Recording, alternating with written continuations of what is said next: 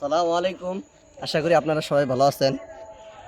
যেই কথাটা আপনাদের সামনে আজকে আমি পেশ করতে যাচ্ছি, সেই কথাটা হচ্ছে যে মানুষের সবারই বাসস্থান আছে। মানুষের মৃত্যুর পরেও একটা বাসস্থান আছে। সেই বাসস্থান হচ্ছে কবরস্থান।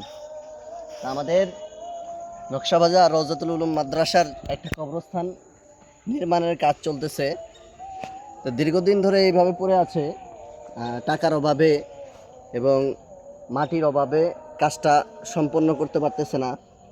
মাদ্রাসার প্রাসঙ্গিক অনেক কাজ আছে, অনেক কাজ থাকে, এজন্য এটা করা সম্ভব হচ্ছে না। তো এটা একটা খুব গুরুত্বপূর্ণ জিনিস। কিছুদিন আগে কিছু মাটি কাটা হয়েছিল, মাটি কাটার পরেই আমাদের এলাকার দুইজন গুরুত্বপূর্ণ ব্যক্তি ইন্তেকাল করেছেন, তাদের কবরটা ওই জায়গায় করানো হয়েছে। পাশাপাশি কবরস্থানটা আমরা সংস্কার করতে যাচ্ছি। আপনারা এর জন্য দোয়া করবেন, আল্লাহ তাআলা যেন এটা দ্রুত করার তৌফিক দান করেন। সবাইকে ধন্যবাদ। আসসালামু আলাইকুম।